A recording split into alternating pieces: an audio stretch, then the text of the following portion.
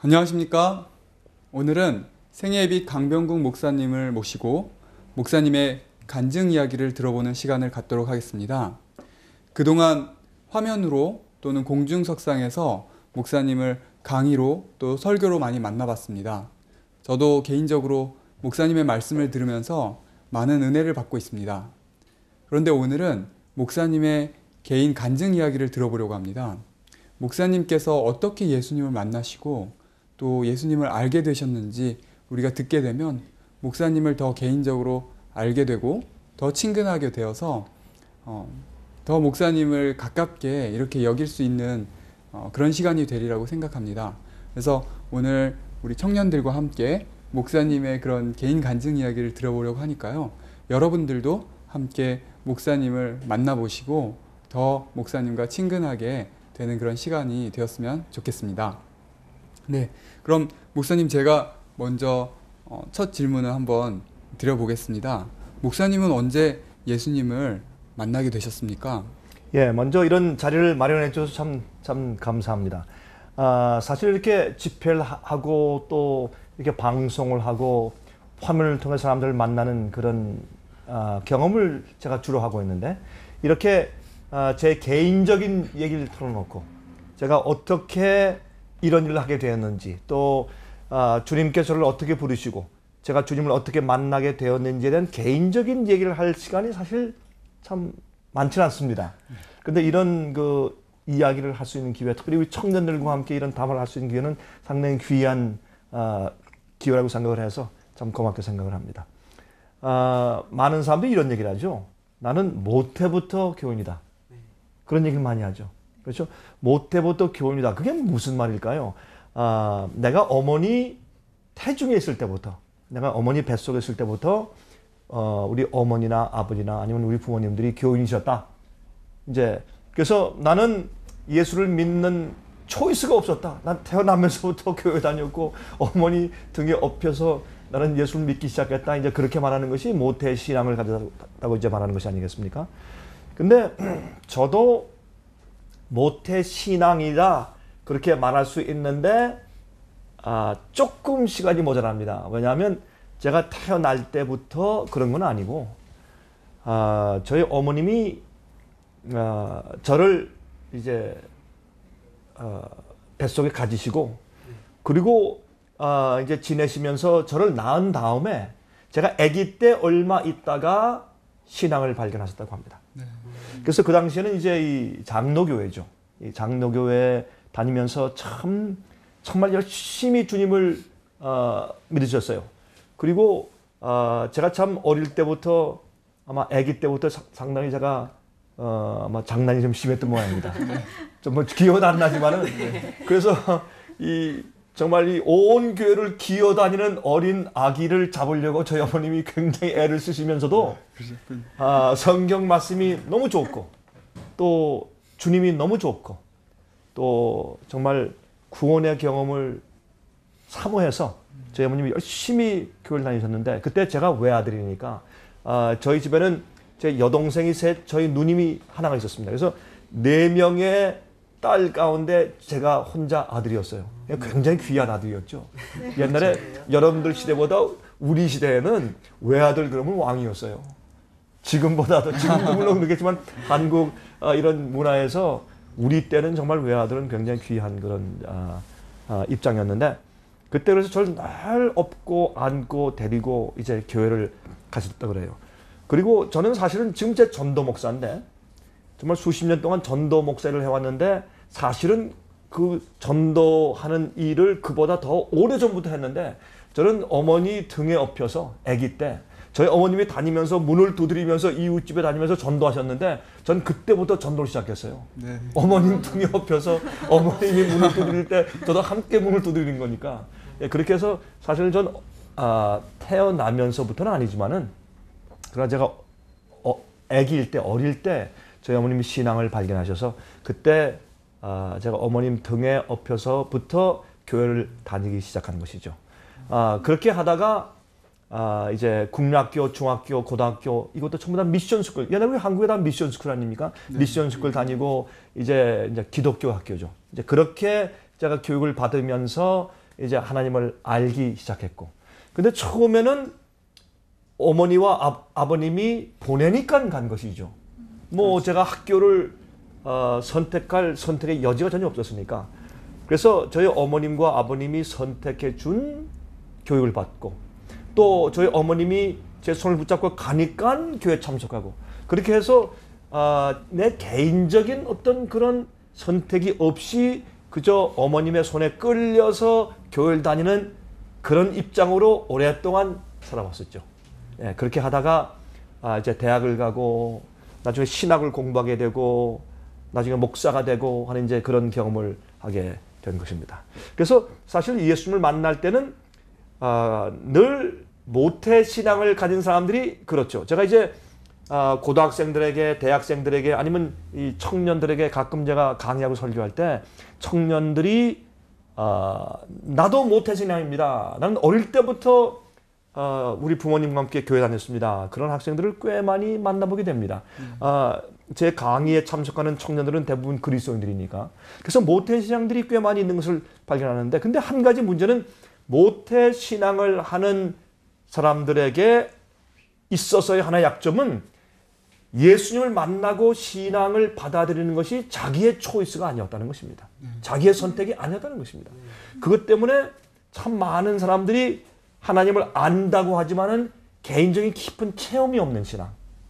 그렇죠? 성경 말씀 많이 들어왔지만은 자기 것이 아닌. 그리고 교회를 오랫동안 다녀왔지만은 정말 그 예배 드리는 것을 내가 정말 인조이하고 정말 감격해서 내가 원해서 교회 다니는 그런 신앙이 아닌 그저 모태 신앙, 끌려다니는 신앙, 그런 경험을 하는 사람들이 어른들이나 아니면 청년들 가운데 많이 있는 것을 제가 발견하게 됩니다. 그래서 제가 그것을 이해하는 것이 저도 그런 경험을 했기 때문에. 그래서 아까 이제 처음에 이제 질문하신 것은 그러면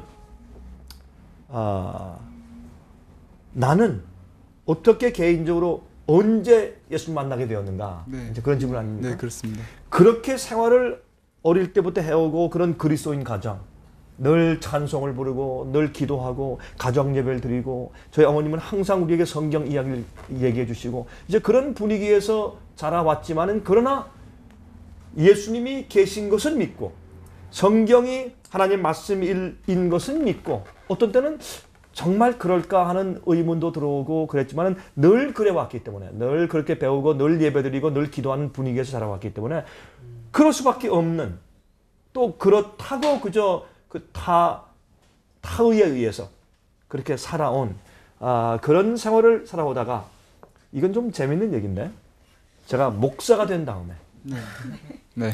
대부분 예수를 만나고 목사가 되죠.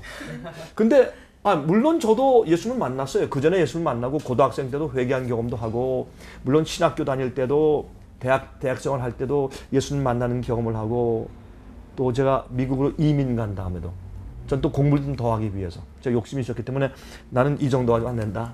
난 미국에 가서 신학 박사학위를 받아야 난 성령을 받는 것이다. 난 그렇게 생각했어요. 정말로. 네. 그래서 공부를 더 하기 위해서 미국에 가고 이제 그렇게 해서 미국에 가서도 참 어려운 경험을 할 때 예수님께 나가고 또 거듭남는 경험을 하는 것 같았고 그렇게 해서 목사가 돼서 목사의 일을 걸어왔지만 목사의 길을 걸어왔지만은 그러나 제가 양심적으로 가만히 생각하니까 정말 예수님을 알고 정말 거듭나고 정말 주님 앞에 내 마음을 드리고 굴복하는 것은 목사가 된 이후다. 이게 참 어떤 땐 좀 아이러니하게 들리고 사람들이 들을 때 좀 이상하게 들릴지 모르겠습니다. 아니 예수님을 알고 주님을 만났기 때문에 목사가 되는 거 아니겠습니까? 그런데 그렇죠. 저는 파성적으로 내가 선택한 것보다 다른 사람들이 선택해 주었기 때문에 또 우리 어머님의 소원이니까 우리 어머님은 제가 어릴 때 늘 그랬어요. 병구가 너 아무리 세상으로 나가고 아무리 이 말씀을 떠나려고 해봐라 안 된다. 너 아무리 해봐라 넌 너무 늦었다. 네가 어릴 때 너를 아기 때 내가 이 품에 안고 너에게 젖을 주면서 내가 이미 너를 하나님께 이미 봉헌하고 바쳤다. 그러니까 too late. 너무 늦었다. 그러니까 내가 이미 널 하나님께 드렸으니까 너는 절대로 주님을 떠날 수 없을 것이다. 이런 얘기를 하도 하셔서 내 귀에 아주 박혔어요. 그러니까 이 젊을 때도 타락을 하려고 해도 자꾸 어머님 말씀이 제 귀에 울리고 또 어머님의 얼굴이 제 눈앞에 와서 타락을 할 수 없었어요. 물론 저도 타락한 경험이 있어요. 근데 정말 그렇게 세상에 완전히 빠져버리는 그런 타락을 할 수 없었어요. 그리고 교회를 떠난다고 해도 가끔 교회를 빠져먹거나 아니면 내 마음대로 그 세상 친구와 함께 이런저런 일들을 해봤지만은 완전히 교회를 떠나는 그런 일을 해보지 못한 것이 그 어머님의 특별한 사랑과 기도 때문에 그렇게 할 수가 없었어요.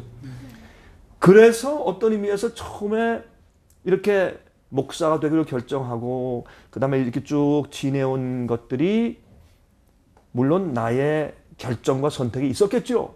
그러나 많은 것이 그 내 주위의 이 환경과 또 어릴 때부터 그렇게 지내온 모태신앙과 특별히 어머님의 그 신앙적인 뒷받침 때문에 그렇게 되었다고 생각할 수밖에 없습니다. 그것이 이제 양심적인 얘기 같아요.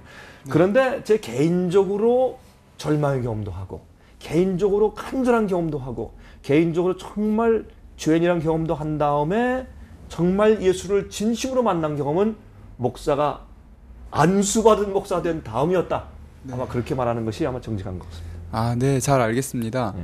목사님 말씀을 듣다 보니까 참 저랑 비슷한 부분도 있는 것 같아요. 어떤 저도 모태 신앙인이고 저희 어머니가 그렇게 기도해 주시고 또 말씀으로 인도해 주셨기 때문에 이렇게 세상적으로 많이 타락하지 못한 것이 있다고 저는 생각을 하거든요. 그래서 그렇게 해 왔는데 목사님께서도 그렇게 해서 타락은 하지 않으셨고 그래서 목사의 길로 그렇게 가셨지만 목사가 된 이후에 예수님을 만나게 되었다고 하셨잖아요. 예, 그렇습니다. 그러면 그 부분에 대해서 어떤 계기가 있어서 진짜 예수님을 만나게 되셨고 또 성경에서는 다시 태어난다고 이야기를 하죠. 거듭남. 예, 중생. 예. 새로운 피조물. 네네. 그렇습니다. 어떤 계기로 그렇게 되셨는지 그 부분이 좀 궁금하네요. 예.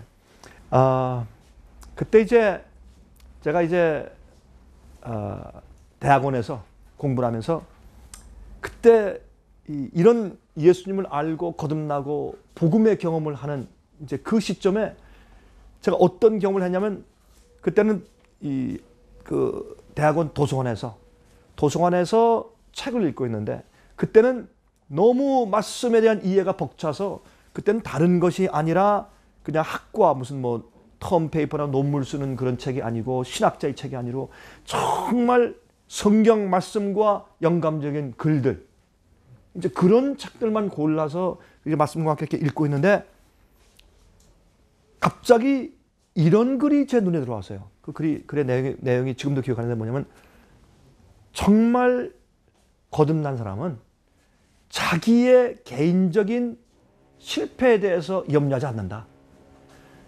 정말 거듭난 사람은 생애의 성공과 실패에 대해서 전혀 걱정하지 않는다. 이런 말이 있어요. 그때 그 말씀은 제 이 폐를 파고 들어오는 말씀이었어요. 왜냐하면 그때 내가 목사로서 나의 성공, 나의 자랑, 나의 명예, 남들이 나를 언제나 어떻게 인정해 주느냐. 야, 저 목사 설교 잘한다. 칭찬.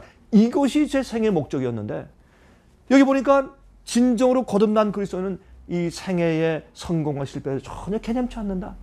그 말 듣고 난 죄인이구나. 그렇게 정말 무너진 그런 경험을 했어요. 그런데 그때 그런 경험에서 주님 난 죄인입니다. 날 용서하시고 날 주의 피로 씻으시옵소서 그런 마음을 속으로 기도하고 그 말씀을 이렇게 읽고 있는데 갑자기 말이에요. 참 이상해. 이거는 나만이 아는 경험이에요. 남들은 이해할 수 없는 경험인데 갑자기 그 주위에 이 도서관 안에 사람들이 많이 있었어요. 근데 갑자기 사람들이 안 보이는 거예요. 꼭 나 혼자 있는 것 같아요. 나 혼자 있고 아무도 없는 텅 빈 방에 있는 것 같은데 갑자기 하늘에서 빛이 내려왔어요. 이건 눈에 보이는 빛이 아니에요. 영적으로 저만 이해하는 빛이 쭉 내려오면서 내 가슴을 치는 것 같았는데 그때 느끼는 느낌은 지금까지 내 어깨에 머물러 있었던 수천 킬로의 그 무거운 죄의 짐, 그런 어려운 죄책감, 그런 것이 철로 역장에서 그 말하는 것처럼 그것이 탁 떨어져 나가면서 대걸대걸 굴러서 저쪽으로 가버리는, 저기 산 밑으로 내려가 버리는 그런 느낌을 제가 느낀 것이에요. 야, 가볍다, 편하다, 평안이 온다, 즐겁다, 쉼이 온다, 기쁘다. 제가 그래서 갑자기 벌떡 일어났어요. 그러면서 내가 해방됐네. 그런 느낌을 느꼈어요. 벌떡 일어나서 제가 얼른 뛰어나와서 도서관 문을 열고 밖에 나가니까 그때 마침 하늘에 새 떼가 떼를 찧어서 막 날아가더라고요. 날아갈 때 제가 어떤 느낌을 느꼈느냐, 이런 느낌을 느꼈어요. 아, 이 새들은 하나님께서 창조한 그 창조의 목적대로 사는 것이구나.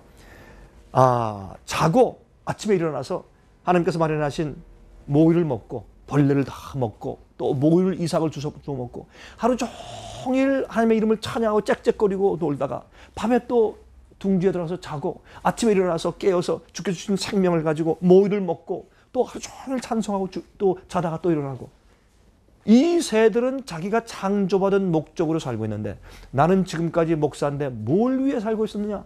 나는 나를 위해 살고 있었다. 내 명예, 내 자랑, 나를 위해 살고 있었다. 나의 기쁨과 나의 재미를 위해 살고 있었다. 제가 그걸 느꼈습니다. 그래서 그때 제가 그 도서관에서 하나님께 정말 마음을 바치고 죄의 짐에서 해방되고 정말 마음이 가벼워지고 즐거워진 죄의 용서의 기쁨을 체험한 그런 정말 놀라운 주님의 은혜의 경험을 제가 한번 한 적이 있습니다. 제가 미국에 가서 이민 생활을 하는데 이민 생활을 하면서 교회를 참 많이 했죠. 목사로 이제 신학을 졸업하고 전 신학교 다니면서도 전 교회를 하고 교회를 개척하려고 하고 그런 일을 시작했으니까 미국에 가서도 저는 뭐 목수일을 할 수도 없고 뭐 대장간에 가서 일할 수도 없는 거고 뭐 자동차 미케닉이 될 수도 없는 거고 제가 할 수 있는 것은 말씀을 전하는 일밖에는 제가 배운 것이 없으니까 제가 이제 그 일을 이제 했는데 처음에 갔으니까 잡이 없어요. 미국에 가니까 무슨 뭐 잡이 있습니까? 뭐 목사니까 무슨 일을 할 수가 없어요. 이제 당장 학교에 들어가자고 하니 먹고 살아야죠. 학비도 내야죠 하니까 그렇게 간단한 것이 아니었습니다. 그래서 어느 정도 돈을 벌고 학자금도 준비되고 또 생활도 할 수 있는 자금이 어느 정도는 있어야지 학교에 들어가지 않겠어요? 그렇죠. 그래서 이제 그것을 위해서 제가 일을 하려고 하니까 할 일이 없는 것입니다. 제가 그래서 미국에서 제일 처음에 한 일은 뭐냐면 종교 서적을 파는 일이었습니다. 또 성경, 종교 서적, 어린 아이들의 성경 이야기 이런 책들을 파는 일을 다시 말해서 문서로 책으로 전도하는 그런 일을 처음에 시작했어요. 그거는 돈도 벌지만 전도하는 일이니까. 그래서 양심적으로 야, 내가 목사가 어디 가서 무슨 뭐 다른 일을 할 수 없고 뭐 차를 파는 일을 할 수도 없는 것이고 또 문제는 미국에 처음 와서 문화도 잘 모르고 이제 그런 입장에서 제가 처음에 책을 파는 일을 했어요. 근데 책을 파는 일을 하면서 처음에 영어를 잘 못하니까 지금은 제가 영어로 설교를 하면서 여러 나라를 다니면서 제가 말씀을 전하는 그런 은혜 가운데 있지만은 처음에는 제가 영어를 잘 할 수가 없었어요. 물론 이제 미국에 이민 갈 때 영어 공부를 꽤 많이 하고 가서 우리 또래 가운데는 영어를 참 잘한다 그런 말을 듣고 갔지만 막상 가니까 영어가 안 들려요. 네. 우린 생활 영어가 아니기 때문에. 맞아요. 그래서 참 고생을 많이 했습니다. 그래서 이제 책을 파는데 그저 이 책을 소개하는 것은 전부 외워가지고 그래서 소개는 했는데 그 다음부터 대화가 안 되는 거예요. 외워서 이제 소개한 책을 소개했는데 그 사람이 물으면 알아듣지 못하고 그 다음에 또 대개 대화는 그 사람 말을 알아들어야 또 내가 말하지 않습니까? 참 고생을 많이 했어요. 그럴 때 제 마음이 참 고운하게 됐습니다. 마음이 가난하게 되고 주님을 더 찾게 되고 그리고 한국에 있을 땐 전부 다 한국 사람들이고 가족들이고 친구들이니까 또 내가 아는 사람들 교인들이니까 별 그런 문제가 없었는데 이젠 미국에 가서 살면서 서로 개척하면서 참 제 마음이 가난하게 되었어요. 그다음에 하나님의 도우심과 은혜가 정말 많이 필요하다 하는 것을 제 가슴 속에 정말 느끼고 와서 닿기 시작했습니다. 자, 그렇게 우리는 어떤 때는 하나님을 만나기 전에 인간적인 필요가 간절해지죠. 그래서 많은 사람들이 곤란한 가운데, 고통 가운데, 병이 나서 또 뭐 경제적으로 쫄딱 망해서 어떤 때 암이 걸려서 죽게 되었을 때 이런 인간적인 고난, 네. 고통, 시련, 곤란함 그런 것들이 주로 우리 인간의 마음 가운데 가난함을 주죠. 그렇죠? 심령이 가난한 자는 복이 나니 천국이 저희 것이며 팔복의 첫 번째 복 가운데도 심령이 가난하다고 말씀하셨는데 이 심령의 가난함은 하나님께서 우리에게 외로움과 시련과 어려움, 고통을 허용하시는 이유가 그런 것이 없으면 사람에게는 무엇이 필요 없습니까? 하늘이 필요 없고 예수가 필요 없고 하나님이 필요 없어요. 그래서 하나님께서 은혜로 우리가 이런 기회를 가지고 은혜 시간으로 계속 살게 하시면서 우리가 지은 죄의 결과는 우리가 거두어서 경험하고 살도록 하셨어요. 어떤 사람은 왜 우리가 태어나서 이렇게 고통당하게 하십니까? 하지만 그건 몰라가는 얘기입니다. 우리가 이 땅에서 외로워지고 어려워지고 경제적인 고통을 당하고 병이 나고 하는 것들은 사실 주님의 은혜의 축복이에요. 그래서 그런 경험을 하면서 주님께 대한 간절함과 배고픔이 좀 더 많이 생기게 되었다. 이제 그렇게 생각이 돼요. 이제 그렇게 하다가 이제 이런 얘기를 하면 한이 없습니다. 지금 시간이 한 10시간 아니죠? 뭐 한 시간 안에 끝내죠. 그렇죠? 네, 그러니까 이걸 뭐 다 자세하게 얘기할 수는 없고 네. 하여튼 그렇게 이제 경험을 하다가 나중에 제가 교회를 개척하는 경험도 했어요. 교회를 개척하는 경험을 할 때 정말 믿음으로 근데 그런 경험을 할 때 제가 이제 또 과외로 또 이건 아르바이트라고 합니까? 이 한국에서는 아르바이트라고 그러잖아요. 아르바이트식으로 또 어느 직장을 잡았어요. 그러니까 제가 이런 종교 서적을 팔면서도 또 아르바이트를 또 했어요. 근데 그러니까 어떻게 이제 빨리 돈을 좀 제가 많이 장만해서 제가 학교를 가려고 했는데 그렇게 해도 잘 안 되더라고요. 그게 쉬운 게 아니더라고요. 근데 그렇게 하는 과정 가운데 아르바이트로 잡은 그 직장에 있는 부사장이 그 사장님의 아들이었어요. 근데 이 회사가 유대인 회사인데 아주 짭짤한 회사예요. 근데 그 회사에 아르바이트를 하는데 그 회사의 부사장이 그러니까 그 사장님의 아들이죠. 근데 그 부사장이 저를 그렇게 좋아하는 겁니다. 왜 좋아하느냐? 전 모르겠어요. 왜 좋아했는지. 아마 그게 시험이었겠죠. 저를 좋아하는데 나중에 이제 저를 오라고 이제 사무실로 부르더니 하는 얘기가 내가 자네를 좋아하는데 자네가 아마 우리 회사의 세일즈맨, 회사의 물건을 판매하는 일인데 미국에는요 회사의 세일즈맨 되면 돈을 참 많이 법니다. 그러니까 회사의 외판원이 아니에요. 이건 회사의 상품을 다니면서 소개해주는 회사의 대표예요. 그래서 이래서 이제 보잉 그 비행기 만드는 회사의 세일즈맨 되면 어마어마한 돈을 받습니다. 그러면 그런 것들을 납품하면 거기서 받는 그 커미션이 엄청납니다. 그래서 보잉 회사의 비행기 회사의 세일즈맨이 되면 뭐 그들의 그 수입이라는 것은 정말 우리가 상상도 못하는 그런 수입이 들어오죠. 그래서 그런 식으로 회사의 세일즈맨 되면 그건 미국에선 돈 버는 것으로 성공했다. 이제 그렇게 볼 수 있는 것입니다. 근데 그분이 저한테 그걸 제시하는 겁니다. 가만히 보니까 자네가 우리 회사의 세일즈맨이 되면 그러면 괜찮겠다. 그래서 내가 한번 훈련을 시켜보겠다. 그러니까 이렇게 밤에는 야간 대학을 다니면서 영어를 배우라. 그때 이제 액센트도 별로 안 좋고 아직까지 좀 영어 서투니까 가서 영어를 배우라. 그렇게 훈련한 다음에 한 1년 동안 훈련한 다음에 우리가 당신을 우리 회사의 세일즈맨으로 훈련시킨 다음에 우리가 쓰도록 하겠다. 그렇게 제의하는 것입니다.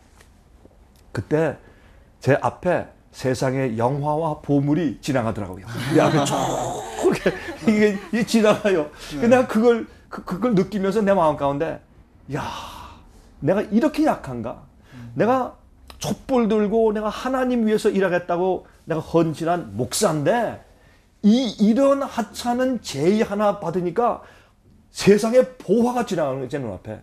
그리고 욕심이 생기고 야 이렇게 하면 근데 그 당시에 그 회사에 세일즈맨이 있는데 항상 C가 있죠. 이렇게 두꺼운 담배. 그걸 다 물고서 말이죠. 좋은 차, 그 당시에 그 링컨 차가 있어요. 그거 뒤에 이 바퀴 달린 거, 그 마크 4라는 차가 있어요. 전 그 미국에 이민 가서 제일 마음 가는 소원이 몇 개 있었는데 하나는 뭐냐면 난 언젠가 저 차를 운전해 볼까. 링컨 컨티넨탈 차인데 마크 4라고 뒤에 이게 바퀴 달린 차가 있어요. 이제 그걸 보고 난 언제가 내가 저 차를 운전할 것이라 그런 마음이 생겼는데 그 사람이 그걸 탁 타고 다니면서 말이죠. 각줄 다니면서 세일즈를 하는 거예요. 근데 별로 이걸 파는 게 아니라 가서 이런 데 가서 박람회 같은데 아니면 어떤 필요한 회사에 가서 그걸 펴놓고 설명을 하고 우리 회사를 소개하는 거예요. 근데 굉장히 멋있게 보여요. 2년에 한 번씩 사차를 주고 고급차를 주고 보너스도 많고 굉장히 봉급이 굉장히 높아요. 그 당시 이민한 한국 사람들이 생각하면 야 이렇게 봉급이 많으냐 이렇게 놀랄 정도의 봉급을 받는 그런 일이니까 저만큼도 욕심이 생겼어요. 집에 돌아와서 생각을 하니까 내가 이렇게 하나님께 의리가 없을 수가 없어요. 세상에 이렇게 의리 없는 사람이 어디 있어요? 그래서 제가 그날 저녁에 회개했어요. 그러면서 제 마음이 예수님과 좀 가까워진 것 같아요. 더. 예? 그런 경험을 통해서 이건 내가 안 되겠다. 그 이튿날 가서 사표 써냈어요. 그러니까 이 부사장이 저를 가만히 쳐다보더니 너털 웃더라고요. 자네 정신이 나갔나? 미국 사람들 가운데서도 이런 직장을 얻으려고 애쓰는 사람들이 얼마나 많은 줄 아느냐? 이게 내가 지금 자네에게 제시한 것이 이게 무엇인지 도대체 이해는 하는 거냐? 이게 뭔지, 얼마나 엄청난 건지. 자네는 한국 사람이야. 이민 온 사람이야. 내가 미국 사람이 너한테 이런 것을 제시한다는 것은 도대체 이게 뭔지나 아느냐? 그런 거 저한테. 잘 모르지만은 나 이거 못합니다. 이유가 뭐냐? 저는 목사입니다. 아무 답변. 저는 목사입니다. 나는 예수님 일을 하는 사람이다. 이거 할 수 없습니다. 그러니까 기가 막히다든지 웃더라고요. 그 웃음을 뒤로 하고 사표를 내고 나왔어요. 네. 나온 다음에 그래서 내가 우리 집사람한테 여보 갑시다. 아니 어딜 갑니까? 무조건 갑시다. 짐 다 싣고 나 여기 있으면 내가 이런 유혹 때문에 못 살겠으니까 짐 다 싣고 갑시다. 그날로 짐을 싣고서 우리가 한 번도 가보지 않은 그런 주로 트럭 운전하고 우리가 간 거예요. 그 당시 이민 갔으니까 뭐 재산도 없고 별로 가구도 없으니까 무조건 싣고 간 거예요. 그래서 한 번도 가보지 않은 도시에 가서 교회를 개척하기 시작했어요. 그래서 교회를 개척하면서 그때 얼마나 마음이 고뇌요. 그때 개척하는데 그래도 목사지만 뭐 어디 가서 누가 뭐 교인도 없는데 누가 봉급을 줍니까? 아무도 봉급 주는 사람도 없으니까 그때 무슨 일을 했냐면 낮에는 웨어하우스에 가서 짐 나르는 거. 예? 짐 나르는데 야, 그 왜 이렇게 짐이 무거워요? 그리고 짐을 이렇게 나르는데 미국 사람들은 등치가 좋으니까 잘 나르는데 저는 말이죠. 그걸 나르는데 손을 땀 펄펄 뿌리면서 짐을 날랐어요. 그래서 그 큰 트럭이 들어오면 그 짐을 날라서 웨어하우스에 갔다가 이제 쌓는 거예요. 그 일을 했어요. 그 일을 하고 저녁에 와서 샤워를 탁 하고 우리 집사람과 함께 나가서 이제 사람들 한국 사람을 그러니까 미국 사회에 사람들이 한국 사람들이 이렇게 군데군데 끼어 살고 있으니까 한국 사람들을 찾아가지고 주소 찾아가서 전화하고 직접 방문하고 또 이런 쇼핑센터나 그로서리 마켓에 가서 한국 사람 만나면 얼른 쫓아가서 얘기하고 내가 누구라고 소개하고 이래서 사람들을 이제 모으기 시작하는 겁니다. 한 번은 제가 이제 한국 식품점에 갔어요. 식품점에 가가지고 제가 얘기했어요. 아주머니가 가지고 있는 이 주위에 살고 있는 이민 온 한국 사람들 주소를 좀 저한테 주시겠습니까? 그랬어요. 그랬더니 날 쳐다보더니 웃더라고요. 이게 우리 재산인데 이 주소를 달라고요? 이게 우리 노하우고 이것 때문에 우리가 장사하는 건데 절대 안 된다고 펄쩍 뛰어요. 제가 그랬어요. 제가 목사인데 교회를 개척하러 왔습니다. 만약 제가 개척해서 교인들이 많이 생기면 우리 교인들은 몽땅 아주머니 식품점에 가서 이제 사도록 하겠습니다. 그러니까 그때 이 아주머니 태도가 좀 달라져요. 그러니 알겠습니다. 그럼 일부를 드리겠습니다. 해서 그때 제가 한 500명 정도의 그 주위에 있는 한국 사람 주소를 주더라고요. 그래서 그 500개 정도 주소를 얻어가지고 하나님께 기도하고 그 사람들한테 제가 편지를 보내기 시작했어요. 그리고 좋은 종교 서적도 그냥 어떻게 구해야지 막 보내고 제가 미국 교회 가서 시간 좀 주시겠습니까? 그랬더니 미국 교회 교인들이 저를 보고서 좀 이상한 사람이어서 시간 달라니까 참 그 이상하잖아요. 그래서 제가 용기 있게 그때는 참 제가 용기가 좋았어요. 지금은 많이 패기가 죽었죠. 그때는 참 제가 패기 있고 용기가 좋았어요. 그때는 뭐 막다른 골목이니까. 그래서 제가 조금만 시간만 주면 내가 여기에 뭐 하러 온 사람인지 내 소개하겠습니다. 네, 그렇게 해서 얘기하니까 웃으면서 5분 주겠대요. 5분 감사합니다. 올라가서 제가 떠듬떠듬하는 영어로 지금 같으면 참 유창하게 참 잘했을 텐데 그때는 떠듬떠듬하는 영어로 제가 쭉 얘기를 했어요. 내가 이래서 우리 한국 사람들을 위해서 내가 복음을 전하려고 이곳에 있는 한국 사람들을 위해서 교회를 세우려고 왔습니다. 날 좀 도와주십시오. 이제 그러니까 다 됐습니까? 물어요. 예, 다 됐습니다. 그런데 내가 노래 한번 하겠습니다. 그러니까 노래하자는데 싫다는 사람 아무도 없어요. 그냥 교인들이 거기 있다 노래하라고 말이죠. 잠깐 쉬는 시간이니까 교인들이 이제 곧 2부 예배 시작하기 위해서 쉬는 시간이니까 노래하라고. 그래서 가서 말이죠. 우리 집사람한테 피아노 치라고 해놓고 제가 노래를 갖다 큰 소리를 했어요. 그러니까 이 사람들이 아멘 하더니 제 호소하는 얘기보다 노래하는 소리를 듣고 감동을 받았어요. 그러더니 목사님 올라와서 헌금 거둡시다. 그러더니 금방 집사람들이 나와가지고 헌금을 쭉 거뒀는데, 그때 그 당시에 다시 말해서 지금 말하면 그게 30여 년 전 얘기예요. 옛날 얘기예요. 그 당시에 헌금을 거뒀는데 2,000불. 그 당시에 200만 원. 그러니까 그 당시에 그 2,000불이면 큰 돈이었어요. 그렇죠. 그걸 걷어주는 거예요. 그래서 하나님이 도와주시는구나. 그 돈을 가지고 제가 교회를 처음 시작했어요. 그리고 참 제가 이제 이것도 많이 줄여야 되겠죠. 우리가 10시간 하는 거 아닙니까? 네. 이제 그렇게 하다가 정말 교회를 세웠어요. 근데 교회를 세우고 났는데 그래도 이게 2% 부족해. 그런데 마음 가운데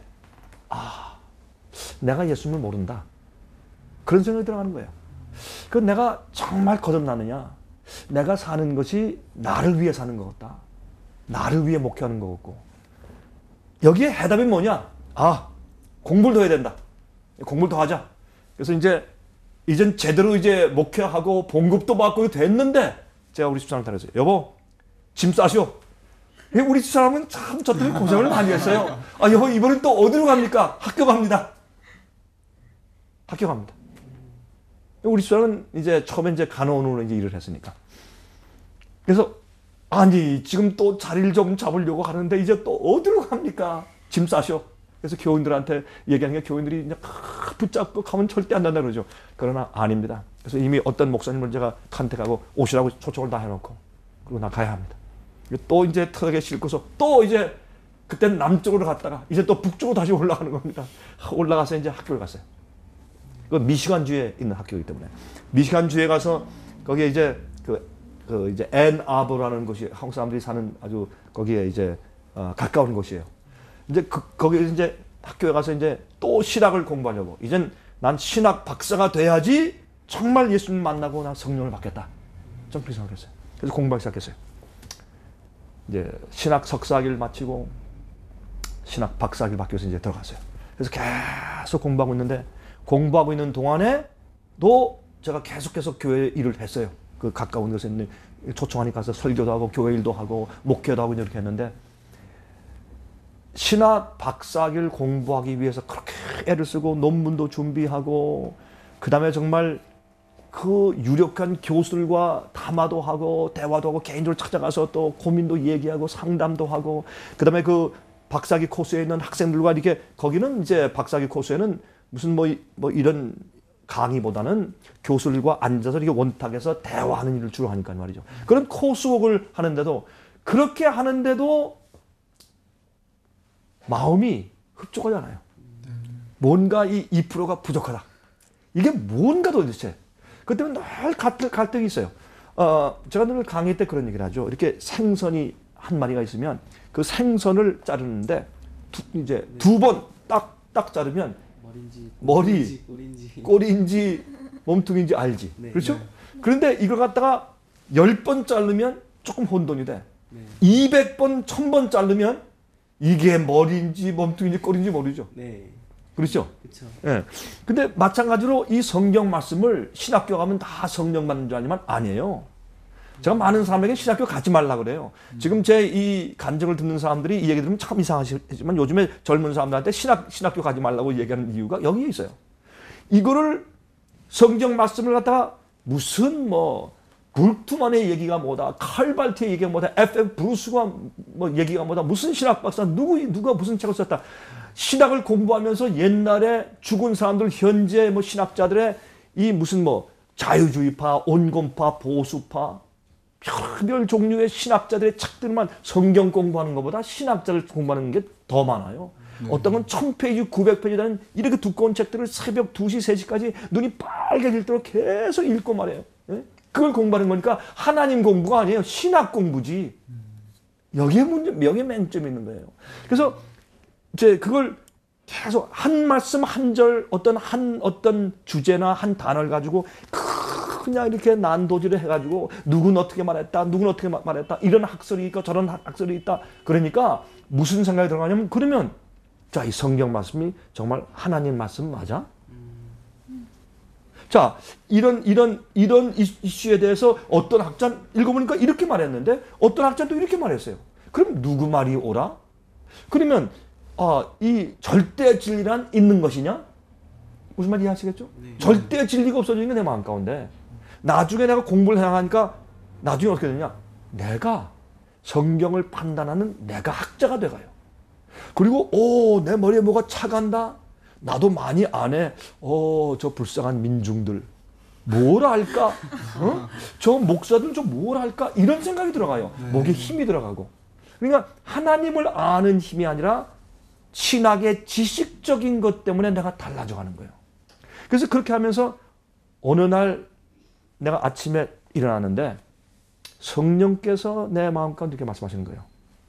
너는 목사도 아니고 너는 그리스도인도 아니야. 이건 충격적인 느낌이었어요. 물론 귀에 들리는 음성은 아니었는데 성령께서 내 마음 가운데 감동하시는 너는 목사도 아니고 그리스도인도 아니야. 왜 그러냐 하면 성경을 있는 그대로 연구해서 내 영혼을 위해 나를 구원하는 말씀으로 받아들여서 공부하는 것이 아니라 설교 준비를 위해서 학문을 위해서 남들한테 설교하고 강의하기 위해서 공부하는 것이지 그 말씀이 생명의 말씀이 아니야 내게. 생명의 떡이 아니야. 그리고 또 한 가지는 이 말씀이 내 속에 들어와서 나를 구원하는 말씀이 아니에요. 생명의 떡이 아니에요. 그러니까 다시 말해서 꽃 가운데도 생화가 있고 조화가 있죠. 그렇죠? 이 한국에 오면 재밌는 것은 한국 식당에 이제 들어가기 전에 이제 뭘 먹을까 하고 식당 앞에 가면은 음식을 만들어 놓은 것들이 많잖아요. 플라스틱으로. 근데 꼭 진짜 음식 같아. 기가 막 그거 정말 배고플 때 벗어 먹고 싶어요. 너무 잘 만들어 놨잖아요. 그런 식으로 성경 말씀이 이게 그냥 인위적으로 만든 것이지. 이게 나를 살리고 나를 죄에서 구원하고 나를 영생에 이르게 하는 살아있는 하나님의 떡이 아니란 말이에요. 이게 학문적으로 성경을 아는 경험이에요. 많은 신학자들 때문에 교인들이 망해요. 미안하지만 신학을 공부해서 머리만 커진 목사들 때문에 교회가 망하고 교인들이 망해요. 사실 내가 그걸 이야기 됐어요. 그래서 보니까 이건 내가 문제가 있구나. 두 번째, 내가 제일 내가 쓰러지고 거꾸러진 그것이 무엇이냐. 이제 내가 솔직한 내 고백이 나오는데 내가 목사일을 하면서 신학을 공부하면서 느낀 것이 있는데 하나는 나는 한 번도 내 마음속에 있는 죄를 내가 승리하고 다 버려본 경험이 없어요. 회개했었느냐? 회개했어요. 예수님을 알았느냐? 예스. 예수님께 굴복해서 회개하고 기도하고 내 마음을 바칩니다 하는 경험을 해봤습니까? 예스. 또 그럴 때마다 내 마음이 순수했느냐? 그랬어요. 간절했느냐? 그랬어요. 그랬는데 조금만 지나면 또 뒤로 물러가고 또 넘어지고 똑같은 일을 하고. 그래서 우리가 죄인이다 할 때 무슨 죄인이에요? 죄의 습관을 이길 수가 없어요. 죄의 파워. 우리가 회개하고 용서받았다는 것은 무슨 말이냐면 내 과거의 죄를 고백하고 회개했을 때 용서함 받았다. 그런 내 과거의 죄에 씻음 받은 것이에요. 그런데 문제는 현재 내가 매일매일 살 때 죄의 힘, 그거는 내 속에 있는 죄의 본성의 충동과 유혹과 힘이 있겠죠. 또 밖에서 마귀가 주는 또 외부의 충동과 유혹도 들어오겠죠. 그리고 또 매일매일 당하는 그런 유혹들이 있겠죠. 그러니까 내 속에서 올라오는 죄의 충동, 밖에서 오는 죄의 힘, 또 내가 습관적으로 해왔기 때문에 저거 하면 재밌는데 저거 하고 싶다는 아직도 남아있는 습관적인 충동, 이런 것들이 현재 있는 죄의 파워예요. 죄의 힘. 많은 그리스도인들이 예수를 믿는다고 구원받았다고 하고 예수의 피로 씻었다고 하지만은 그러나 문제는 어디 있느냐. 많은 목사님들이 저처럼 무슨 문제에 빠졌느냐 하면 회개하고 구원받았다라고 말하지만은 실제 매일의 죄의 그 파워와 마귀의 파워에서 해방되고 그것을 이기고 승리하고 그것을 버리고 그 습관 가운데 더 이상 빠지지 않는 그 경험이 부족한 거예요. 그 경험을 하지 못하고 똑같은 죄를 짓고 회개한 다음에 똑같이 하고 똑같은 말하고 똑같은 음식을 먹고 똑같이 옷 입고 똑같이 세상 사람들처럼 살고 똑같이 욕하고 똑같이 경쟁하고 똑같이 탐심을 가지고 그리스도인들이요 제일 돈에 대한 욕심이 많은 것 같아요. 왜 그러냐면 돈을 잘 벌고 비즈니스가 잘 돼야 주님의 축복을 받는다고 하니까 잘 돼야 돼 무조건. 여러분 남대문 시장 가보세요. 남대문 시장에서 옷 파는 사람들의 대부분이 그리스도인들이에요. 제가 우리 그 손자 옷을 좀 사려고 남대문 시장에 다녀보니까 전부 다 기독교인들이에요. 아닌 사람이 없어요. 나중에 어떻게 말하다가 제가 목사인 줄 아니까요. 그 주변에서 전부 다 와가지고 우리 상점에서 축복기도 해주고 가야 된대요. 물건 깎아줄 테니까 축복기도 해주고 가려고. 전부 다 교인들이에요. 근데 이 사람들이 남들보다 경쟁심이 많아요. 그렇죠? 이거는 현재 내 속에 있는 죄의 파워. 이 사도 바울은 로마서 7장에 내가 선을 행하려고 하는 나에게 악이 함께 있는 것이로다 그랬어요. 그 내 속에 있는 악. 그 자체가 죄는 아니에요. 그 악. 그리고 또 이 밖에서 들어오는 유혹들. 여기에 노예가 되어서 그냥 그러고 사는 것이에요. 그러면서 교회 가서는 교인이에요. 교회 가서는 성자고 집에 와서는 마귀예요. 제가 그랬어요. 설교할 때 목사할 땐 성자고 기가 막히고 집에 와서는 마귀고 부부싸움하고 아이들한테 소리 지르고 예? 맨날 그 TV에서 참 보지 말아야 할 영화를 보면서 즐거워하고 권투 시합하면서 막 어퍼컷 후크 할 때 남을 때려서 피 흘리고 넘어지는 거 보고 좋아하고 잘한다고 하고 이거 목사가 그렇게도 되는 겁니까? 안 되죠. 그렇죠. 그러면서 원수까지 사랑하라. 안 되는 거죠. 이제 그런 생활을 살기 때문에 그날 아침에 성령께서 말씀하실 때 제가 알았죠. 난 그리스도인, 목사도 아니지만 나는 근본적으로 그리스도인도 아니다. 그리스도인이라는 것은 예수님 같은 성령을 받은 사람들이 그리스도인이란 말이에요. 예수님은 성령 충만한 분이었으니까. 그때 제가 거꾸로졌어요. 그때 제가 굴복했어요. 그 다음부터 제가 하나님께 기도하면서 드디어 참된 거듭남을 위해서 정말 굶주리고 가난한 심정으로, 목마른 심정으로 울면서 주 앞에 기도하면서 찾기 시작하게 되었어요. 그 내 영혼, 남들을 가르치기 위한 거 말고 세상에 죄가 많다 이거 말고 내 속에 있는 나의 죄인됨, 나의 연약함, 나의 죄의 종되고 노예된 나의 상태. 그래서 좋은 부인과 아이들과 좋은 직장이 있고 좋은 대접을 받고 인정받고 살고 있으나 남들에게 좋은 명예를 가지고 있으나 그러나 정말 처절하게 불행하고 행복하지 아니하고 마음의 평화와 쉼이 없고 꼭 죽고 싶고 그런 처절한 솔직한 입장에서 벗은 듯한 완전히 벗은 입장에서 주님 앞에 서 있는 듯한 그런 입장에서 주 앞에 서게 된 것이에요. 그것이 제 영혼의 그 갈급함, 그 영혼의 그 갈급함 때문에 드디어 예수님을 찾기 시작하게 됩니다. 제가 참 그 영적으로 시달리고 고뇌하는 주님의 뜻대로 살고 싶지만 안 되는 이 로마서 7장처럼 선을 행하려고 해도 죄를 짓게 되는 목사처럼 살고 싶은데 안 되는 세상에 빠져 살면 안 되는데 세상이 좋은 이제 그런 경험들 이제 그런 경험을 아주 대표하는 한 가지 경험이 있는데 제가 미국에 가서 한국에서는 요새 우리 한국 축구하면 난리잖아요. 한국 특별히 월드컵 한다, 아시안컵 한다 그러면 난리지 않습니까? 그런데 미국에 가면 미국 사람들은 풋볼, 미식 축구를 한다 그러면 난리예요. 그건 사람들이 교회 갔다가 돌아오면서 미식 축구장으로 달려가니까. 네? 어떤 사람은 미식 축구 할 때 미식 축구 결승전이다 그러면 교회가 통통 비어요.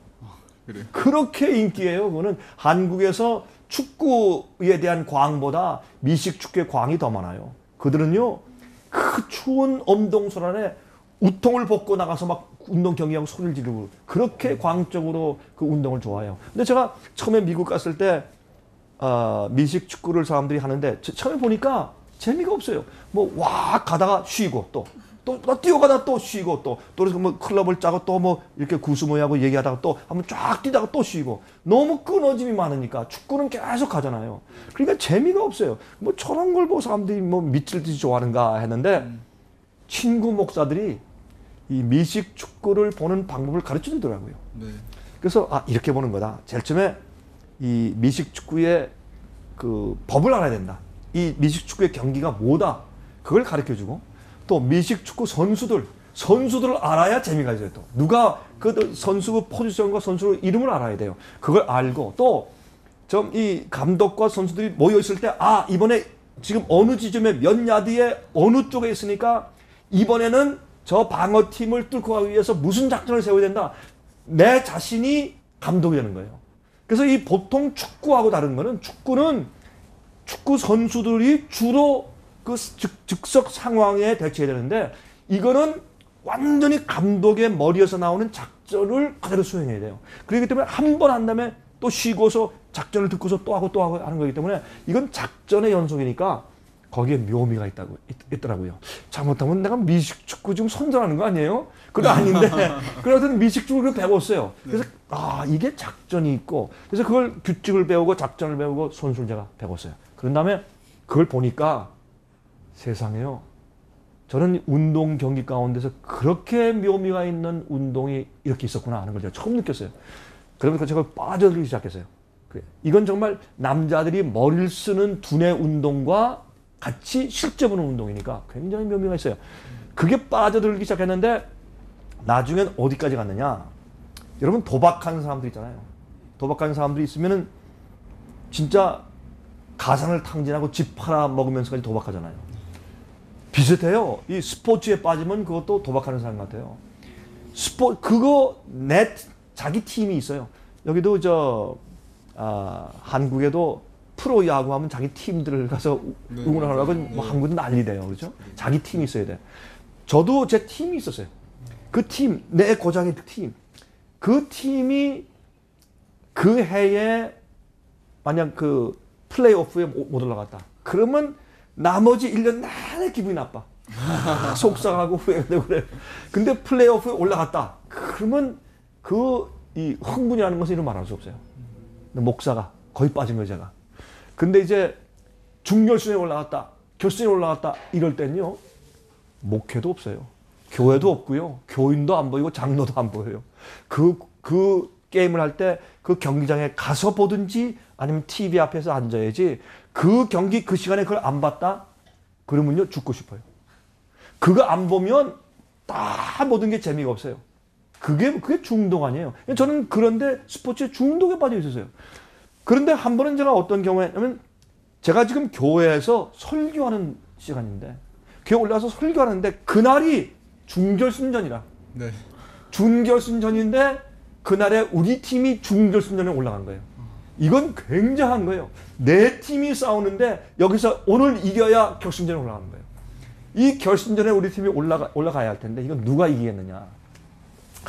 이게 내 마음 가운데 궁금증이 말할 수 없는데 교회 가서 제가 설교를 해야 되는 거예요. 그러니 얼마나 답답해. 그래서 설교를 하긴 하는데 제가 교회 가서는 성자 아니에요. 집에서는 마귀지만은. 그래서 설교를 하는데 참 이상하게 설교하는 도중에 생각이 싹 흘러가는데 거룩한 설교, 성경 말씀 막 설교하고 있는데 이게 지나가는데 누가 이길까? 우리 팀이 이겨야 할 텐데 어떻게 준비하고 있을까? 무슨 작전을 쓸까? 하는 그 생각이 쫙 지나가는 거예요. 설교하고 있는 도중에 설교 말씀을 지금 막 하고 있는데 생각이 제가 깨달았어요. 나는 죄인이구나. 나는 안 하려고 해도 내 속에 악이 함께 있고 죄에 대한 그 파워가 나를 붙잡고 있고 나는 죄의 노예구나. 오죽하면 목사가 설교하는데 그 생각이 나느냐. 한번 생각해 보세요. 그 절망감은 여러분은 잘 이해가 안 될지 몰라요. 근데 목사였던 나는 정말 절망감을 느꼈어요. 성령께서 내 마음 가운데 너는 그리스도인도 아니야. 난 목사도 아니지만 그리스도인도 아니야 할 때 저는 그것 때문에 제가 완전히 주 앞에 굴복한 거예요. 완전히 무릎 꿇고 제가 정말 땅에 엎드려서 하나님 맞습니다. 하나님 먼저 나를 죄에서 구원하셔서 난 그리스도인처럼 살게 하시고 예수님 안에서 구원의 기쁨을 누리게 해주십시오. 구원이 즐겁고 기쁘고 평안이 있어야지. 그거 해주셔야 합니다. 나 그거 안 하면 난 목사도 아니고 그리스도인도 아닌데.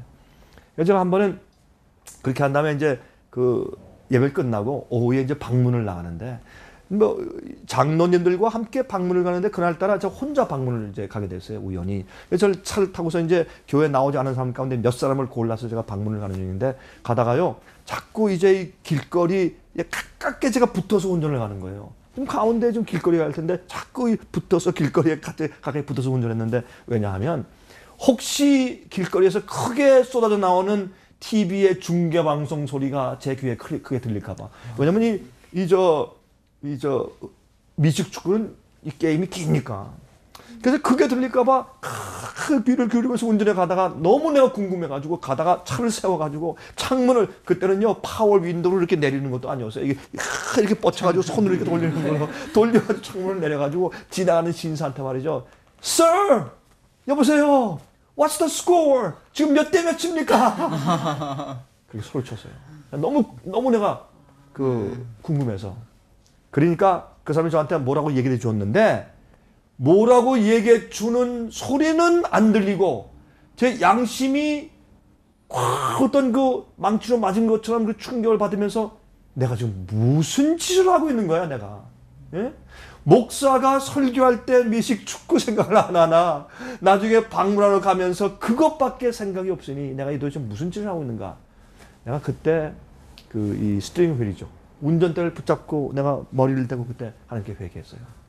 그러면서 나는 기도할 때 이렇게 기도했어요. 하나님, 로마서를 보면은 복음은 믿는 자들을 구원하시는 하나님의 파워다, 능력이다 이렇게 되어 있는데 나는 그게 전혀 없습니다. 난 복음의 능력을 전혀 모르는 사람입니다. 그러니까 하나님, 나를 구원해 주시고 복음의 능력을 알게 하시든지 아니면 나 나갑니다. 난 목사 일을 안 하고 나가는 것은 물론이고 난 교회도 안 나올 겁니다. 근데 이렇게 살다가 쭉 가면 떨어지면 그 멸망이고 지옥일 텐데. 근데 이렇게 살다가 멸망하느니 차라리 나가 가서 죄나 실컷 짓고 실컷 세상 재미나 보고 그렇게 살다가 죽으렵니다. 그게 낫습니다. 내가 하나님께서 계신 걸 부인할 수는 없고 성경의 주의 말씀인 것을 부인할 수는 없고 그렇게 기도했어요. 그것이 내 갈등이고 그렇게 하면서 시작된 것이 내가 예수님을 알고 복음을 알기 위해서 나가는 첫걸음이 된 것입니다. 그럼 목사님 아까 말씀하셨을 때 교회에서는 성자, 가정에서는 마귀라고 하셨는데 이렇게 거듭나시고 복음을 깨달으신 후에 가정에서는 어떠한 변화가 있었는지 궁금합니다. 예, 그것은 간증이지만 사실 제 속에는 치부를 드러내는 얘기죠. 그러나 이런 것 얘기해야 듣는 사람들이 다 개인적으로 큰 도움이 되지 않겠습니까? 제가 집에선 마귀, 교회선 성자 그렇게 하는 그 이유 가운데 하나가 제가 아내를 사랑하죠. 우리 아이들을 사랑하죠. 그러나 이슈가 뭐냐, 문제가 어디 있느냐. 사는데 내가 내 마음대로 하는 겁니다. 우리 집사람한테 당신은 부인이고 내가 가장이고 내가 주인이니까 내 마음대로 해. 그래서 뭐 의견을 항상 무시하죠. 내 마음대로 하죠. 그렇죠? 그리고 또 내 마음대로 하다 보니까 어떤 때는 아내를 울리는 때도 있고. 그렇죠? 내 고집대로만 하고. 또 아이들도 내 마음대로 하고. 아이들을 정말 그 아이들 위해서 교육하는 것보다 내가 기분 나쁘면 신경질 부리고 화를 내고. 그렇죠? 어떤 때릴 때도 있고. 그러니까 나의 감정대로 하는 것이지 그 아이들을 구원하기 위한 진정한 교육이 아니란 말입니다. 그래서 목사인데도 그랬어요. 목사인데도. 그래서 제가 거듭나는 경험을 주시고 내가 주님을 정말 만난 다음에 가만히 보니까 우리 아이들이 저한테 그래요. 아버지, 우리가 아버지를 사랑하는데 바이올린을 연습하거나 피아노 연습할 때는 아버지 우리한테 가까이 오지 마세요. 왜냐하면 제가 이 음악적으로 좀 상당히 귀가 예민하니까 피아노 치거나 바이올린 할 때 좀 이 음을 좀 틀리면은 제가 수선, 쉐런 잘못해서 다시 이렇게 하니까 그 아이들이 지겨운 거예요. 전 말로 그랬죠. 이건 다 너희들 위한 것이야. 너희들이 그래야 잘해야지 너희들이 하나님께 봉사할 수 있고 너희들이 좋은 거야. 그렇게 말을 했지만 이 밑바닥에 진실로 내가 그 아이들을 그렇게 다 굳혀서 연습시키는 이유가 어디 있었느냐 하면 정말 내 마음속에 있는 정말 좀 창피한 그런 생각이었는데 그건 뭐냐면 크리스마스가 되면 크리스마스 프로그램을 교회에서 이렇게 얹어놓는데 장로, 집사들 아이들 올라가서 잘한단 말이에요. 너희들은 목사 아이들인데 올라가서 더 잘해야지. 열심히 연습해야지. 그런 생각이 밑바닥에 깔려있는 거예요. 내가 그걸 나중에 다 깨닫게 됐어요. 그래서 제가 아이들한테 가서 내가 사과를 했어요. 내가 잘못했다. 내가 잘못된 아빠고 잘못된 목사였다. 날 용서해라. 그런 고백까지 다 했어요. 제가 우리 집사람한테 가서 손을 붙잡고 여보 날 용서하시오. 내가 잘못했어. 우리 집사람이 너무 이상한 거죠. 아니 맘에 홍두깨로 이 남편이 도대체 무슨 얘기를 하고 있는 거예요. 아니 당신은 왜 그래요? 뭐 잘못 먹었어요? 왜 이렇게 된 거죠? 아 그게 아니요. 나 이제 정말 예수님을 알게 되고 내가 이제 복음이 뭔지 내가 알게 되었어.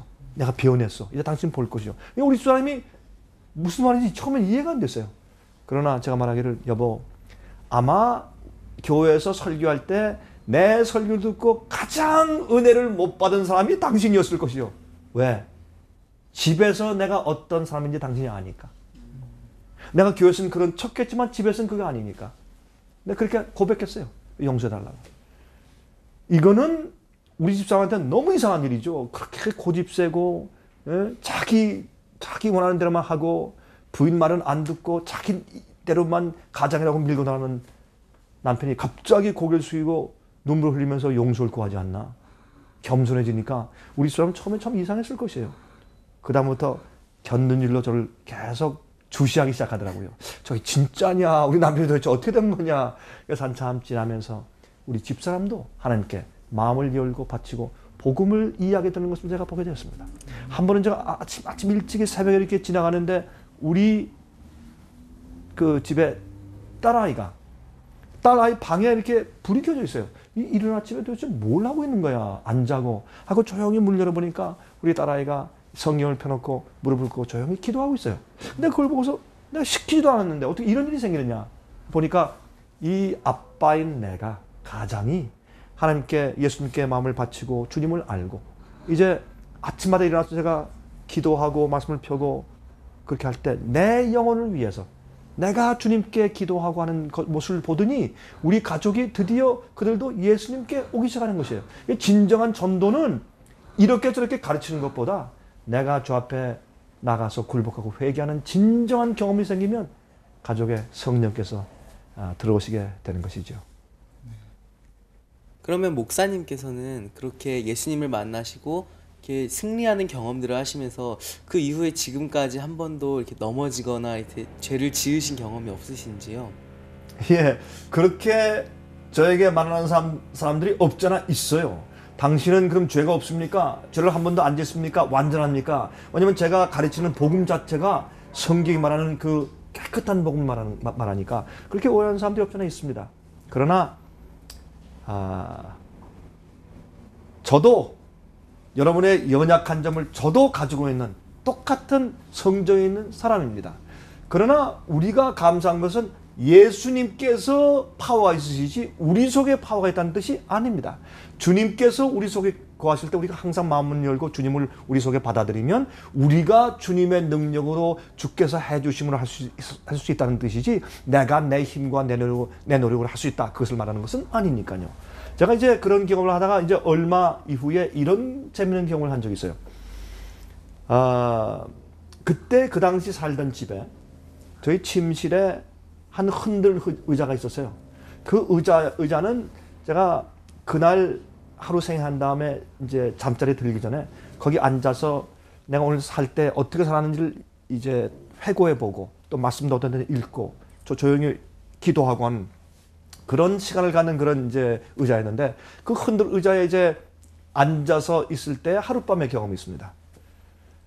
그날 저녁에 저희 집사람과 제가 이제 그 어느 가정에 신방을 갔어요.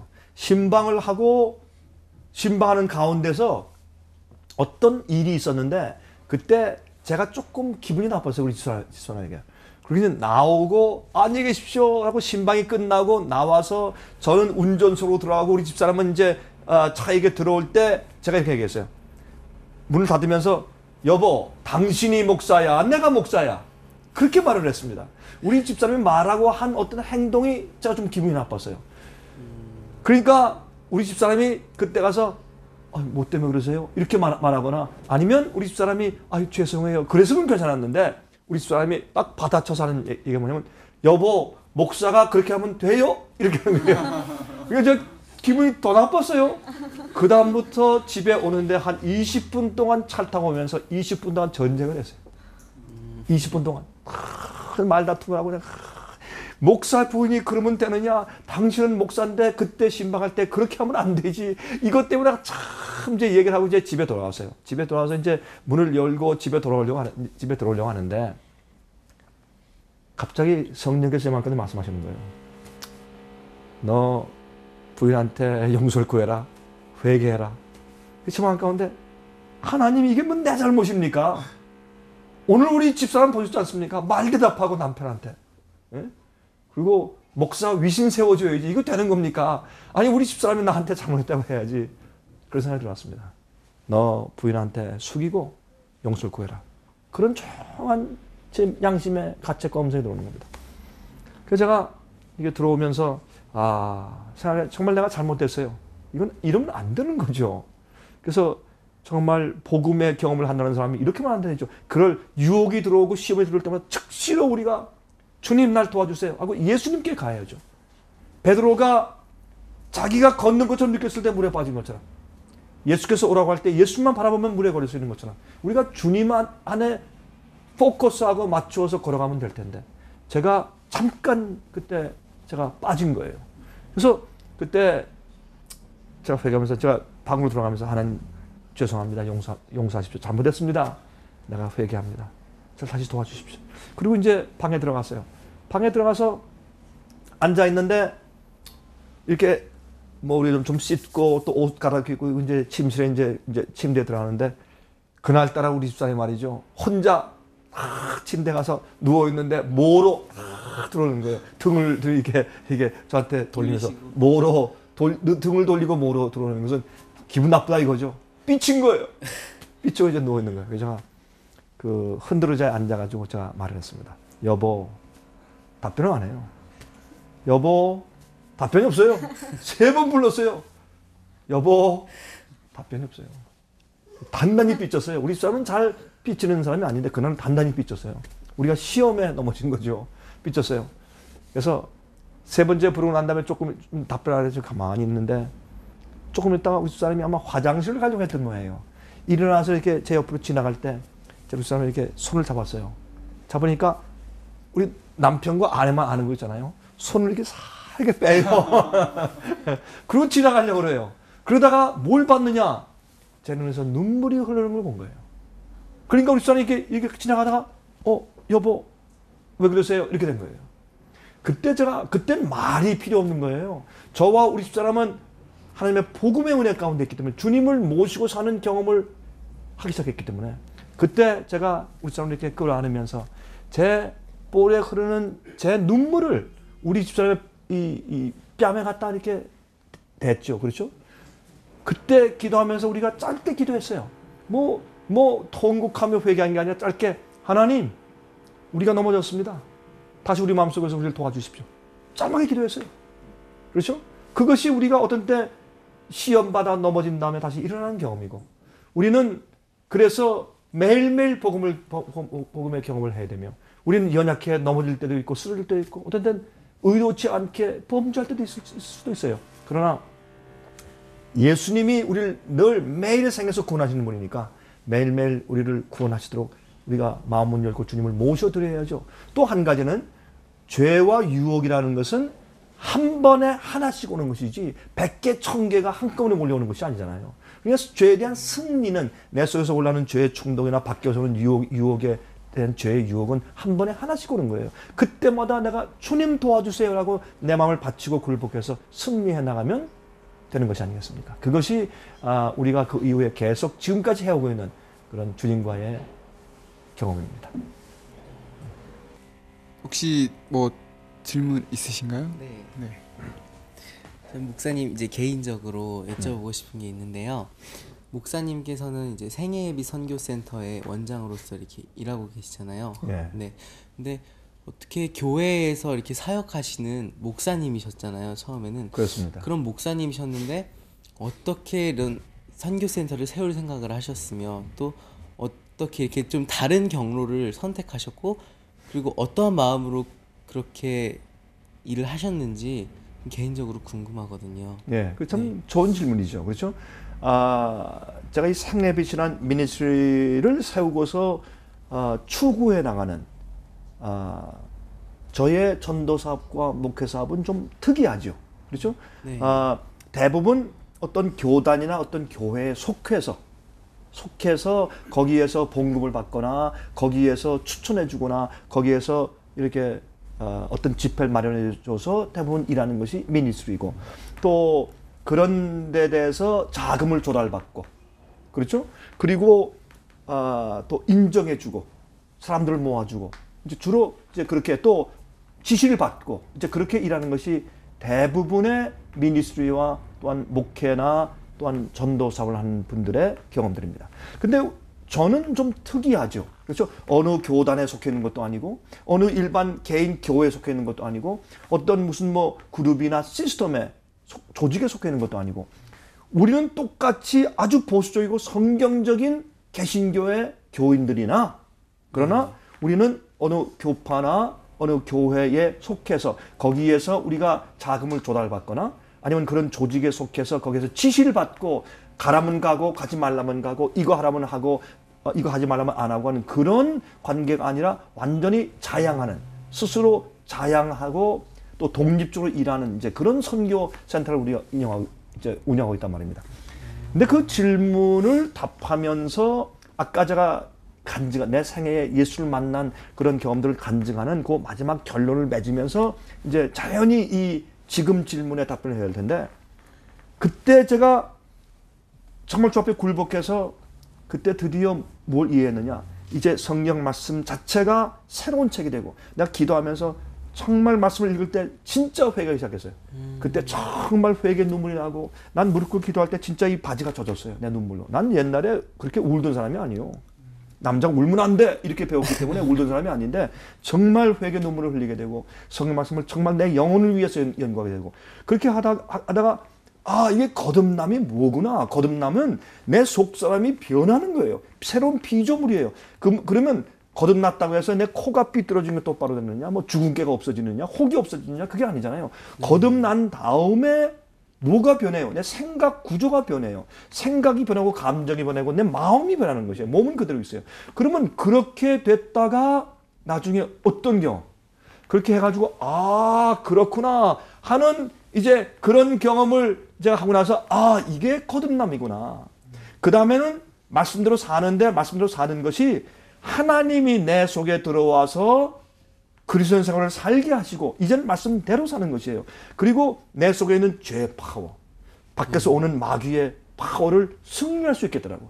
이길 수 있고, 그런 죄의 유혹을 이길 수 있고, 시험을 이길 수 있고, 그 힘을 이길 수 있는 거예요.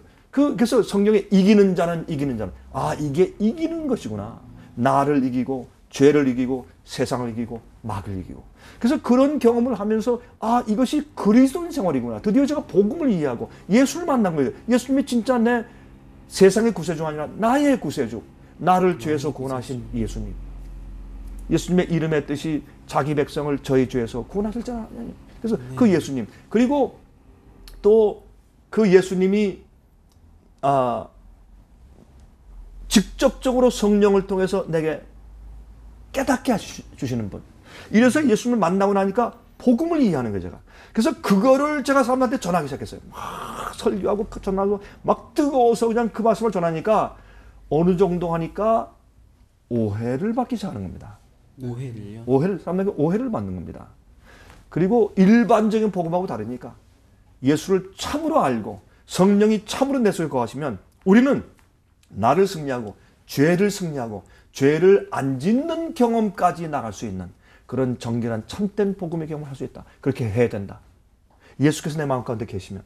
그런 참된 복음을 얘기하니까 조금 극단이 아닌가, 좀 광신이 아닌가, 너무 지나친 얘기인가 아닌가 해서 이 복음을 똑바로 성경적으로 알지 않거나 모르는 사람들이 오해하거나 아니면 좀 이상한 눈초리를 보기 시작하는 것을 내가 느끼기 시작했습니다. 이런이 폐지하고, 그래서 그런 경험을 통해서 어떤 의미에서 참 말씀과 참 복음과 성경에 있는 말씀 그대로 전파하기 때문에, 그렇게 하니까 자연히 무엇이 깨지느냐? 교파의 벽이 깨져요.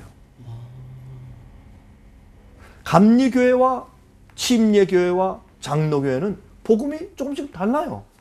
지금은 요즘엔 다 연합해서 뭐 교회가 하나다 종교연합했다 그러지만 사실 근본적으로 따지면은 장로교회와 감리교회, 처음에 장로교회의 가르침과 요한 웨슬레의 거룩한 가르침, 그렇죠? 우리의 개인적인 자유의지의 선택을 가르치고 죄를 승리하고 그렇게 될 수 있다고 가르치는 그러한 우리 품성이 온전히 되어야 된다고 가르치는 요한 웨슬레의 감리교회의 원래 복음의 가르침과 장로교회는 맞을 수가 없어요. 그렇죠. 근데 요즘엔 다 왜 교회들이 다 합치고 뭐 그렇게 연합한다고 그렇게 할 수 있냐면 조금씩 다 자기들이 발견한 점점 점진적으로 나가면서 발견한 그런 빛을 타협한 거예요. 그리고 자기 경험에 맞춰서 성경 말씀을 갖다가 붙여서 사람들이 타협한 거예요. 그리고 성경의 진리와 빛을 버린 거예요. 그래서 서로 쉽게 뭐 우리 서로 뭐 좀 특별하게 차이 나는 것은 얘기하지 맙시다. 그저 사랑으로 연합합시다. 이렇게 해서 종교 연합이 되면서부터 서로 잘 지내게 되는 것입니다. 그러나 성경 원래 있는 종교 연합은 끝나지 않았어요. 종교 개혁은 계속되어서 끝나야 되는데 우리 시대 종교 개혁을 완성시켜야 돼요. 지금 완성시키려 가고 있는 중이에요. 그런데 많은 사람들이 뒤로 물러가게 된 거예요. 그러나 우리는 종교 개혁을 끝마쳐야 됩니다. 성경 말씀대로 삽시다. 복음도 성경대로 믿어야 합니다. 복음을 참으로 경험하고 예수 만난 사람들은 이렇게 돼야 됩니다. 라는 것을 말하고 책을 쓰고 가르치니까 결국에는 어느 한 교단에 속해서 어느 교파에 속해서 어떤 조직이나 어떤 교회의 지도를 받으면서 일하기가 참 어려워지더라고요. 그래서 우리는 그런 것 때문에 초교파적으로 모든 교파에 모든 교인들에게 또 어느 특정 사람 그룹들에게 어떤 헌금을 받아서 일하는 것도 아니고 그럼 우리가 거의 묶이니까 그래서 우리가 하나님의 은혜로 주께서 주시는 자금으로 주님의 진리를 사랑하는 사람들이 드리는 헌금으로 우리가 기도하면서 이 사업을 운영하고 그리고 모든 사람에게 이 교파의 장벽이 없이 진리를 사모하고 어떤 누구 사람을 믿는 것이 아니라 교파를 믿는 것이 아니라 어떤 이 파나 신학자를 믿거나 어떤 개인 목사를 믿는 것이 아니라 성경 말씀을 사랑하고 말씀 그대로 따라가기 위해서 애쓰고 마음이 가난한 사람들 그런 사람들은 어느 조직, 어느 교파, 어느 그룹인지 주의 백성들은 다 들어있는 것이죠. 그런 정말 진리를 사모하는 사람들에게 올바른 성경적인 진리를 나눠주기 위해서 우리가 이제 이렇게 생애빛의 선교센터를 이렇게 독립적으로 자양하면서 운영을 하고 있는 것이죠. 좀 설명이 됐습니까? 네, 그렇게 운영하고 계신데요.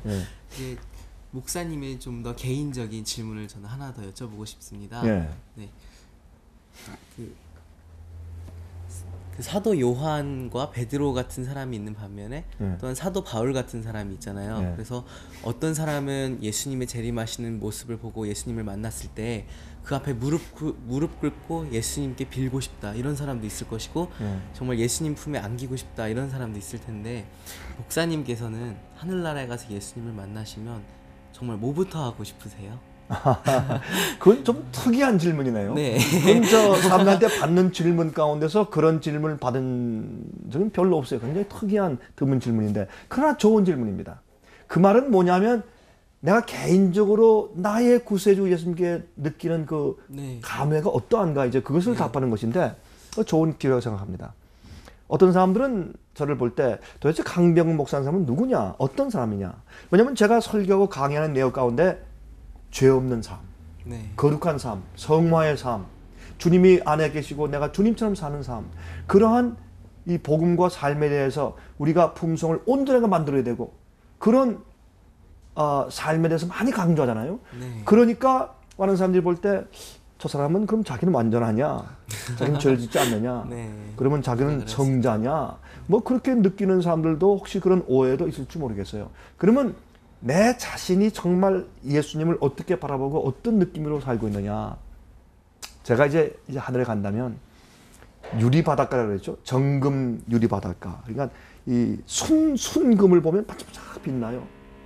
순금으로 된 그런 데서 우리 성도들이 모여서 구원받은 사람들이 정렬로 다 이렇게 선다. 그렇게 성경은 되어 있어요.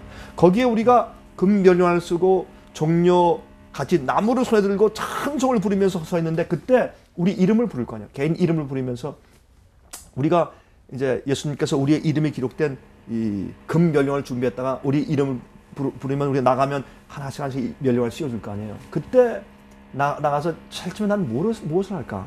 아마 이렇게 할 것 같아요.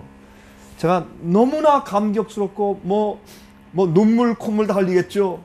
나를 구원하시고 십자가 돌아가신 예수님 만나니, 그리고 그분이 나한테 생명의 면류관을 씌워주시니 얼마나 감격적이었어요. 그때 제가 제일 하고 싶은 것은 뭐냐면 제 면류관을 벗어서 예수님의 발 앞에 드리고 전 무릎 꿇고 하나님, 나 이거 받을 자격이 없습니다.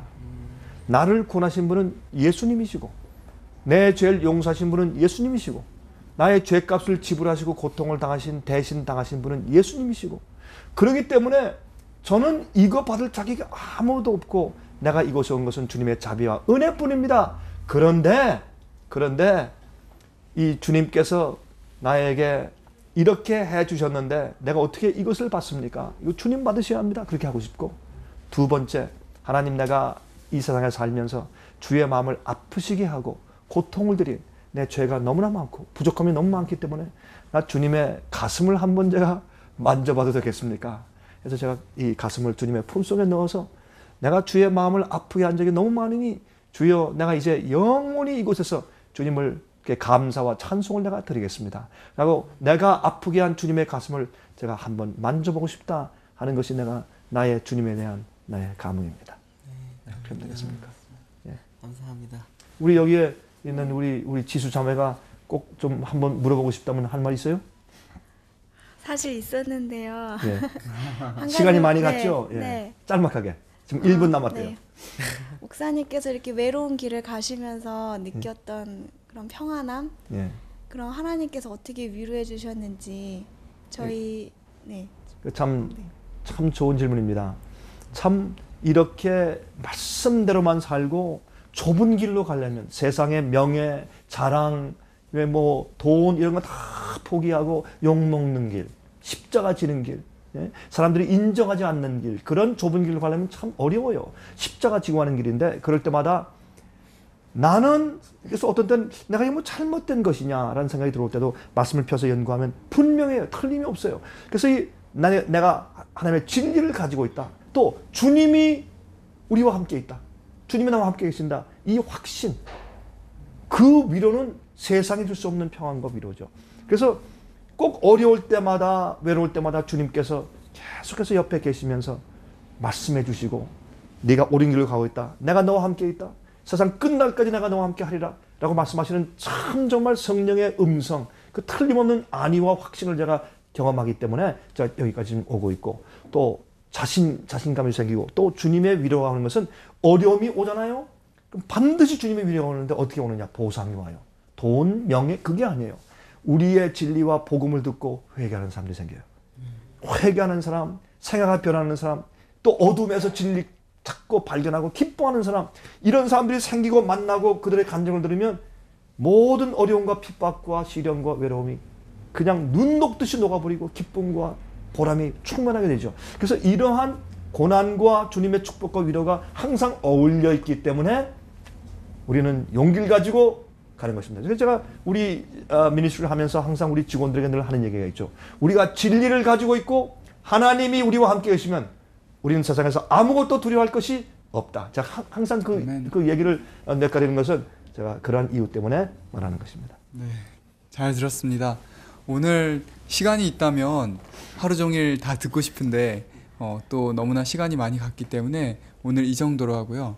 다음에는 더 많은 그런 질문들과 더 알찬 질문들로 목사님의 그런 개인적인 이야기를, 경험 이야기를 더 들어보고 싶은 마음이 있네요.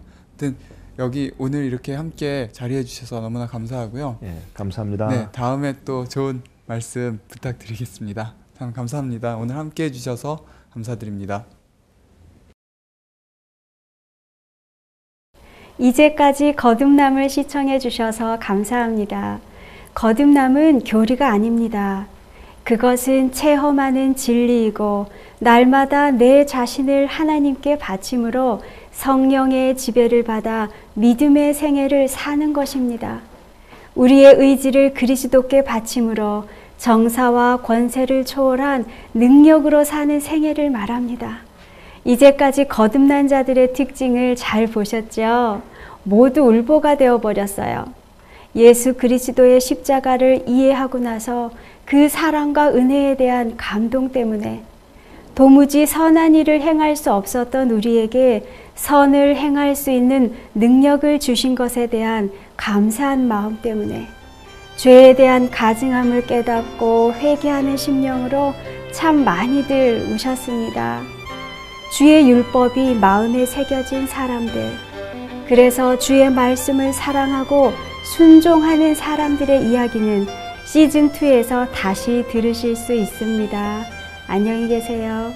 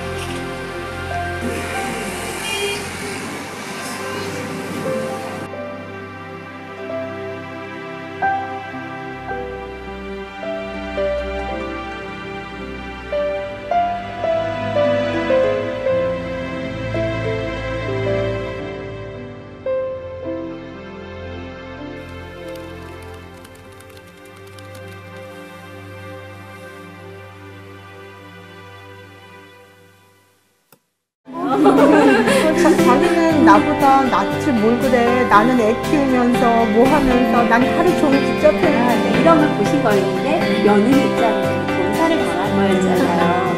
근데 이제 어느 순간 이제 어머니 막 치고받고 싸우는 순간 모르겠어. 갑자기 뭐 인도 가겠다 그러더라고. 뭐 150, 뭐 말레이시아 가겠다, 뭐 80, 네, 제주도 간다. 매일매일의 거듭남이 필요한 너와 동등한, 너와 비슷한 사람이야. 그 마음이 저에게 딱 드는 거예요. 그러고 보니까 시간하기 시작하니까 그렇네. 저 사람에게도 구세주가 필요하구나.